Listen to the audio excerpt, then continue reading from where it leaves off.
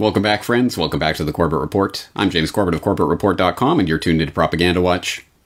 Remember back in October of last year when the Event 201 panel discussed the problem of online misinformation and disinformation spreading about this completely imaginary coronavirus pandemic? Like, the pharmaceutical companies created the pandemic in order to increase their profits. And the panel, of course, discussed the various ways that they could counter this vile and heinous misinformation, including internet shutdowns, social media censorship, scrubbing websites that are promoting disinformation. But they also talked about the ways that international bodies like the United Nations and WHO could leverage soft power to influence the ways various countries were approaching this problem of misinformation.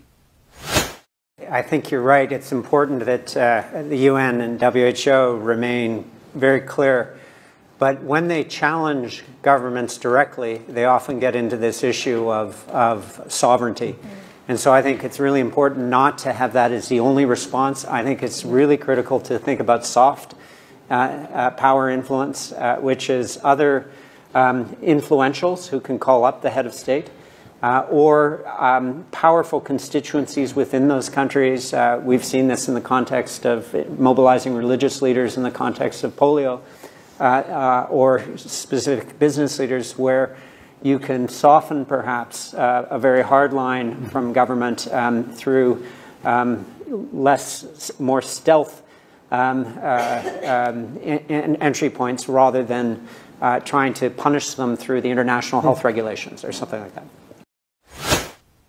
And remember way back at the start of the plunge into the real depths of COVID-19 '84 when everybody's favorite celebrity, Tom Hanks, went into self-quarantine because he had tested positive for COVID-19 and correctly modeled to everyone how to self-isolate and how to dutifully comply with the dictates of whatever medical opinion he received. Tom Hanks is remaining positive and giving fans an update on his and his wife Rita Wilson's health after their coronavirus diagnosis. On Thursday, the 63-year-old actor shared a photo on his Instagram of himself and Wilson from quarantine in Australia. He captioned the photo by first thanking everyone from Down Under for, quote, taking such good care of us. He says, "We have COVID-19 and are in isolation, so we do not spread it to anyone else." He then says, "There are those for whom it could lead to a very serious illness," adding, "We are taking it one day at a time." He tells his followers, quote, "There are things we can all do to get through this by following the advice of experts and taking care of ourselves and each other." He also revealed that going forward, they will be tested, observed, and isolated for as long as public health and safety requires. Extra points if you remember his enigmatic tweet from self-isolation that he was up by 201 points in his game of gin rummy against his wife. And do you remember back in April when the World Health Organization helped organize a gaggle of artists and influencers to put on a benefit concert, the One World Together at Home concert, in order to unite the world behind the message that we must listen to the medical authorities and stay at home?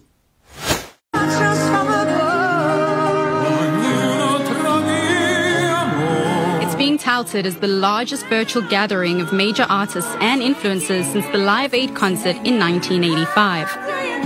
The One World Together at Home event showcased the who's who of top music stars and celebrities, who came together over the weekend for a special broadcast of music, comedy, and personal messages, all in gratitude to those around the world on the front lines of the coronavirus pandemic.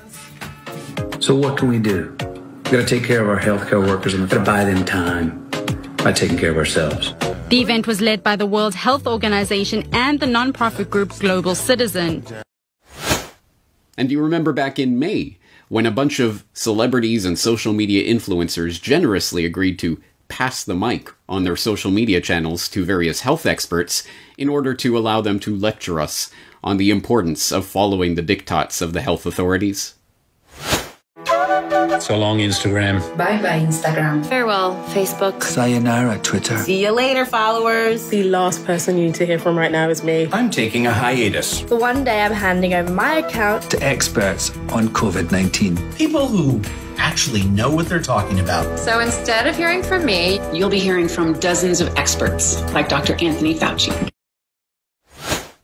Are you starting to get the feeling that maybe there's a concerted propaganda campaign going on right now in order to use soft power influence like celebrities and social media influencers in order to get the public on board with the dictates of the World Health Organization as filtered through the various national health authorities?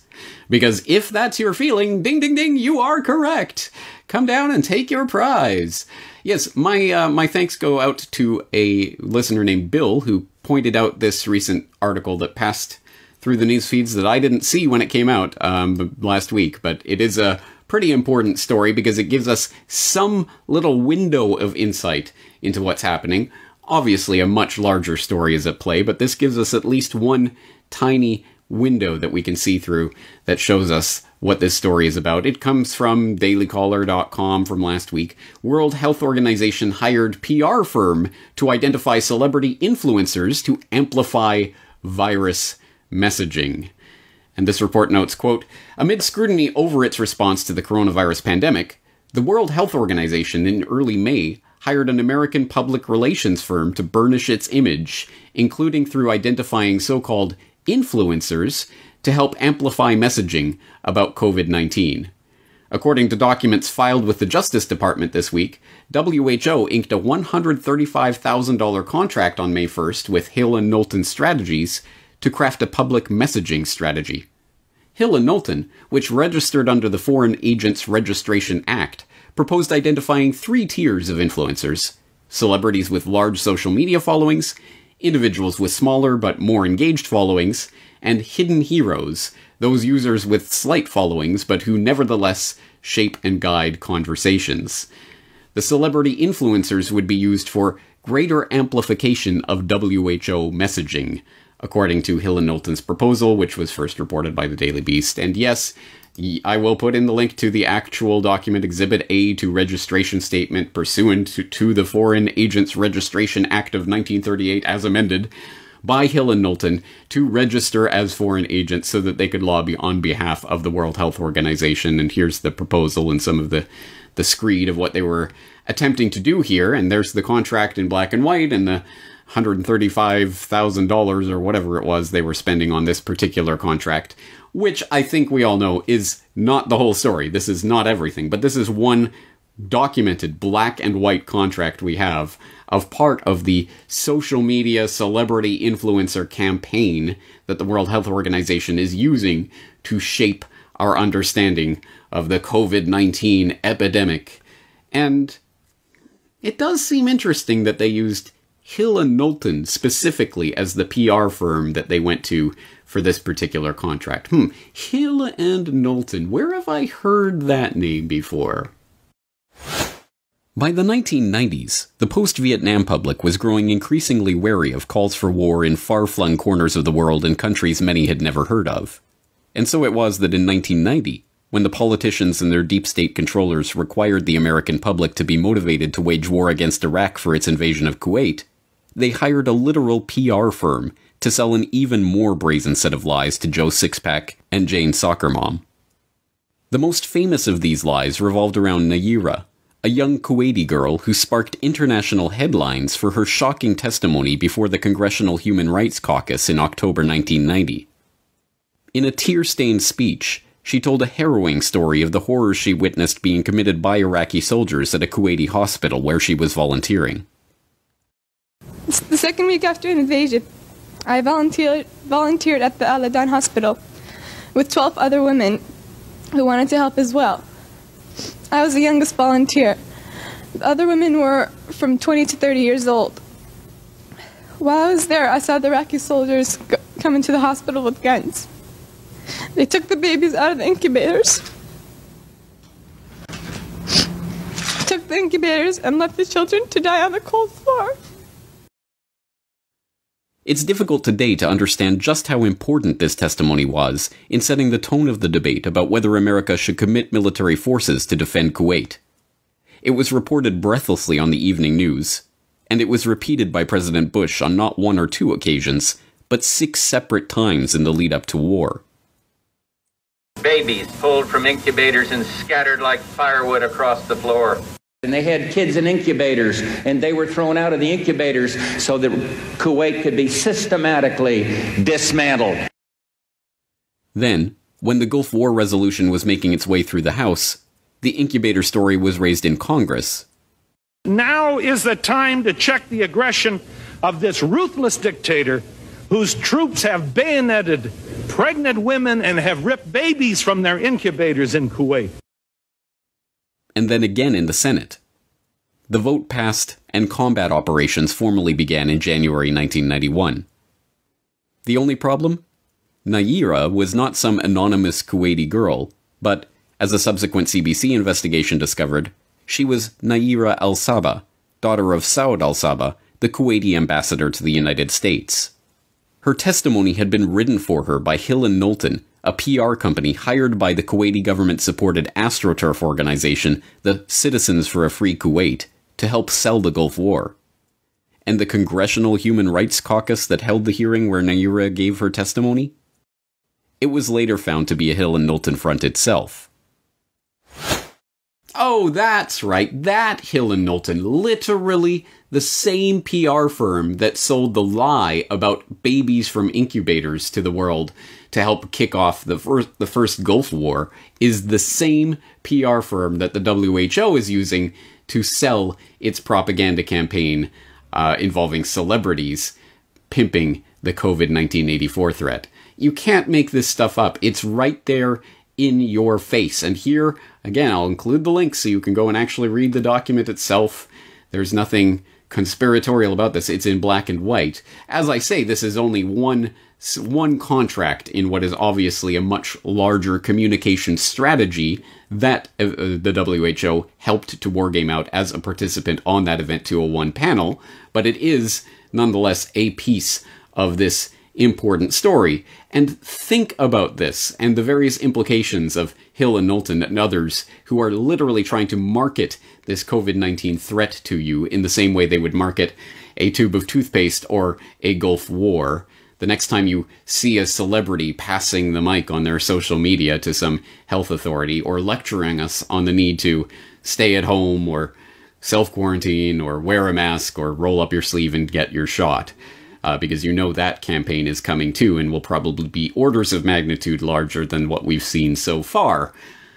Now, if there's anything positive that comes out of this, one, it is the fact that, again, the WHO is acknowledging that people do not trust it anymore. That if you go and read the actual proposal from Hill & Knowlton, you'll see that they're admitting that the WHO has run into credibility issues, and the celebrity campaign would help to offset some of that mistrust that the public has in their institution at this point, which is an apt observation, because I think everyone knows at this point there is something seriously shady about the WHO, and it's at this point, as the US threatens to next year withdraw its support and funding from the WHO, that would make Bill and Melinda Gates the biggest funders of the entire World Health Organization. Let that sink in. But regardless, there is clearly a big PR problem that they're trying to solve by turning to celebrities. Another, I think, positive aspect of this is that, as there has been some discussion generated from my recent questions for Corbett about how to wake up friends and family, there are people saying, well, it's easier than ever now. A lot of people are seeing through this, or there are more people waking up than we even realize as a result of the craziness that's going on right now. I think one demonstrable sign of that is the distrust and the lack of trust and fealty to celebrities and social media influencers that is palpably observable in today's climate. I think everyone can see this, that to whatever extent that celebrities, artists, musicians, whatever, could even expound upon, let alone actually influence the conversation on matters of world historical import in the past, well, that era is definitely coming to an end rather abruptly as people relentlessly make fun of the ham-handed, stupid celebrity attempts at inserting themselves into any and every ongoing political matter these days. as evidence for that, I will simply cite that ridiculous, nonsensical, stupid Imagine mashup with all these celebrities singing at home from their mansions in the midst of self-isolation and quarantine. Oh, we're all in this together. Let's sing Imagine and hold hands and kumbaya. And meanwhile, people are being put out of work and mass unemployment. The entire economy is collapsing in a controlled demolition as part of the Great Reset of COVID-1984, and no one's buying it. Everyone is making fun of these stupid celebrities who think that they have influence and think that people care what they say. Most people don't. Don't let the media convince you that these people actually have clout or that people en masse are listening to them. The vast majority of people do not care at all what these celebrities think. But the WHO thinks they care, and at any rate, well, they have a large social media following, so if they just pass the mic to Fauci or whoever else, right, Julia Roberts, then, hey, we'll be able to reach millions of people with our propaganda that way. So it is an interesting propaganda campaign that's being exposed in real time, but as I say, there is more to come. I guarantee it. There is going to be a much, much bigger concerted push once the vaccine really starts getting put into place. So prepare yourselves and brace yourselves for that, and arm yourself with this information. Another handy little tool to have in your info arsenal to unload on people as just another nugget, just another seed that you can spread when you are trying to spread awareness of these issues and how the public is being manipulated, and documentably so. At any rate, that's what we do here on Propaganda Watch, week in and week out. And so that's going to do it for today, but I'm looking forward to talking to you again in the near future. James Corbett, CorbettReport.com.